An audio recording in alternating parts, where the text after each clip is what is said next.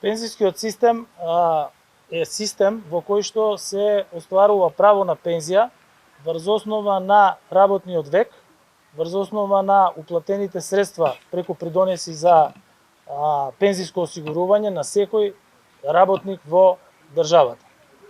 И пресметувањето на пензиите се прави врз основа на методологија во која што секој добива пензија согласно со она што е уплатено во текот на неговиот работен век. Ние разговаравме на таа тема околу одредено скалесто усогласување на пензиите.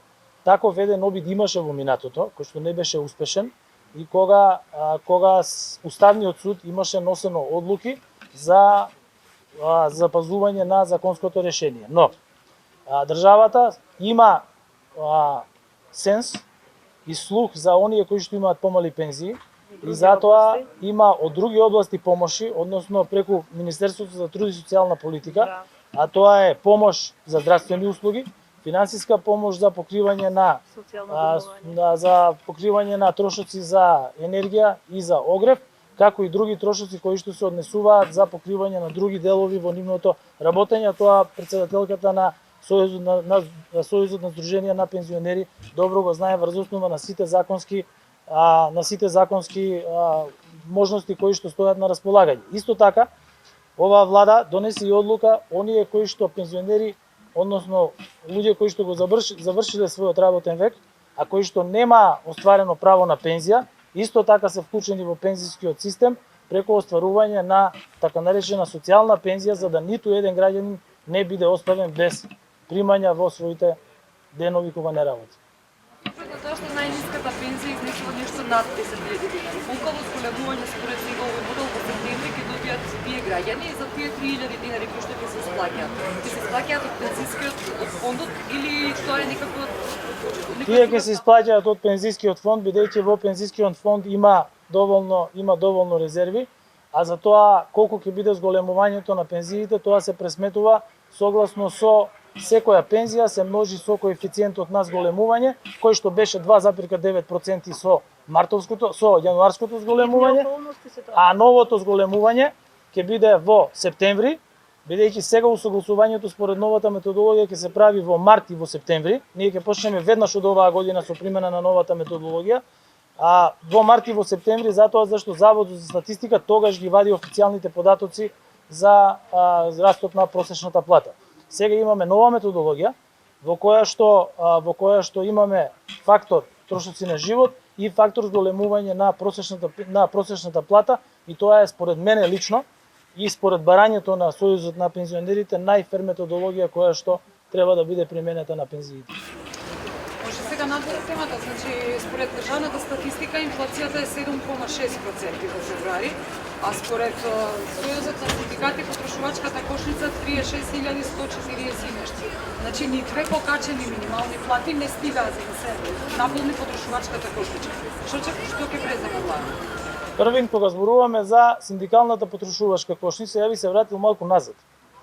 Ние имавме синдикална потрошувачка кошничка, која што беше скоро на ниво 36.000 денари, а паметиме време пред 5 години кога минималната плата во државата беше 9.000 денари.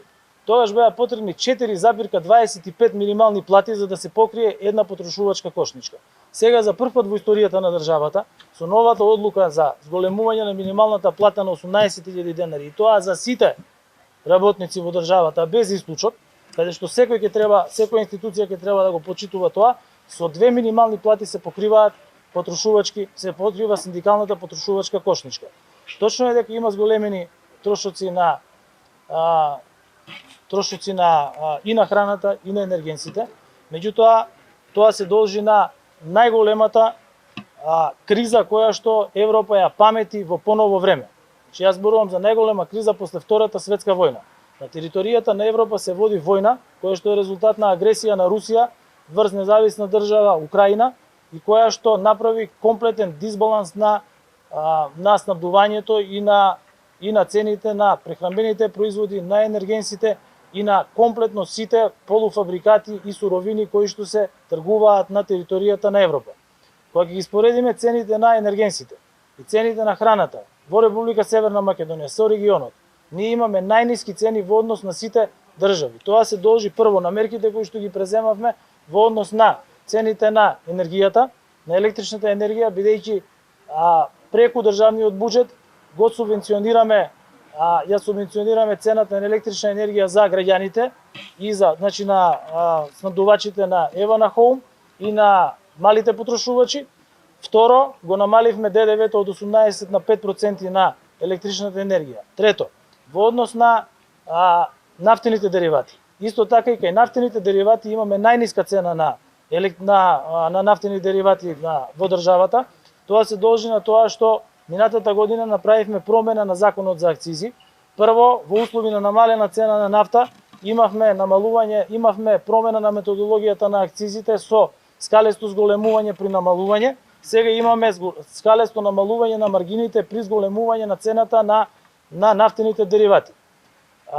Во моментов во државата, односно во владата, под раководство на Министерството за финансии, се прават анализи во однос на спроведување на нови мерки за заштита на стандардот на граѓаните, за заштита на ценовни шокови за граѓаните и за заштита на ликвидноста на компаниите. Јас за денеска свикав економски совет во 17 часот, на кој што повикав еминентни професори по економија и повикав председателите, односно представниците на сите стопански комори во државата и на компании представници кои што се значени во енергетскиот сектор и во погодените сектори, со цел да ги слушнам нивните мислења, да ги слушнем искуствата и после тоа да можеме да ги финализираме мерките кои што ќе бидат ставени на првата наредна седница на владата.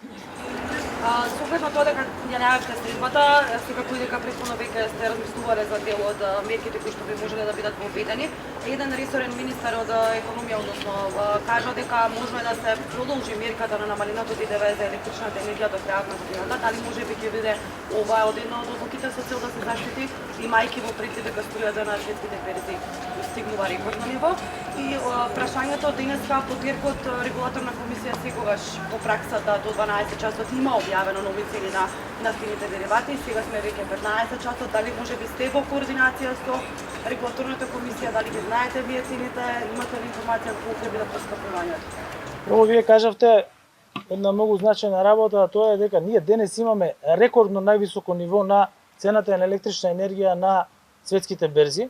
Исто така имаме највисоко ниво на цената на нафтата после 2008 година.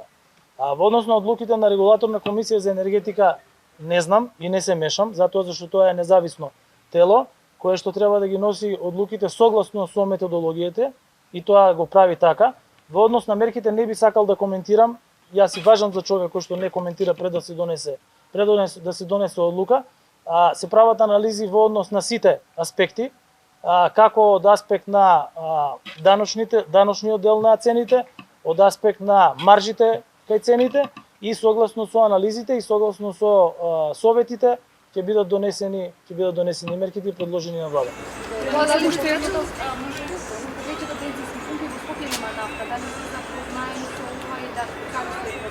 Јас веќе кажав пред 2 дена, мислам, дека има голем дисбаланс во цените на светските берзи. Прво, во Република Северна Македонија има непречено снабдување со нафта и нафтени деривати.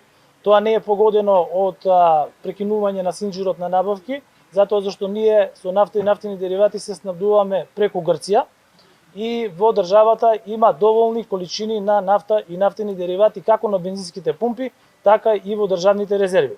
Она што се случува на бензинските пумпи, тоа се случува од шпекулативни причини. Од причина што следејќи ја цената на светските берзи, оние кои што продаваат нафта, сакаат веројатно да остварат, јас тоа го нарекувам воен профит, во услови на очекување на носење на цената од страна на регулаторната комисија. Јас тоа не го оправдувам. Тоа не го оправдувам прво од причина на законско однесување, второ од причина на етничко однесување. Бидејќи да не заборавиме, овие граѓани на оваа држава 30 години се корисници и купувачи на компаниите кои што профитот и кои што своето работење го засновале на купувањето на тие граѓани кои што тука живеат. И во моменти на најголема европска енергетска криза, кога сите напори на владата и целата енергија на владата се насочени кон зачувување на стандардот на граѓаните, кон зачувување на ценовното ниво на најниско можно ниво, и тоа се потврдува дека е најниско во регионот, треба сите компании да бидат одговорни, треба да бидат етички и да им излезат во пресрет на сите граѓани. Ви благодарам. Затоа има два предлози во законски во собрание за акцизата и за ДДВ-то кај храната. Споменавте мерки кои што би биле во даночниот дел на земјата. Дали тоа значи дека би се припатиле тие предлози, би биле во таа насока предлозите кои што би се разгледуваат? Јас спомнав дека мерките ќе бидат насочени, односно ќе бидат разгледани од сите аспекти кои што влијаат на цена на одреден производ и услуга која што се нуди на пазарот.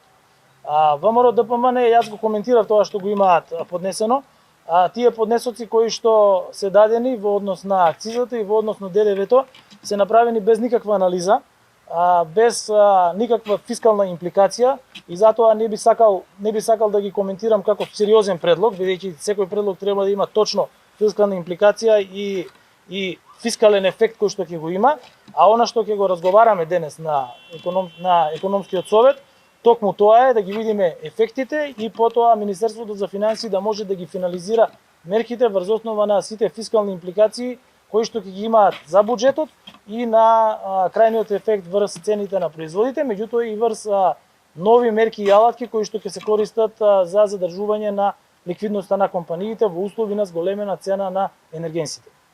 Ви благодарам.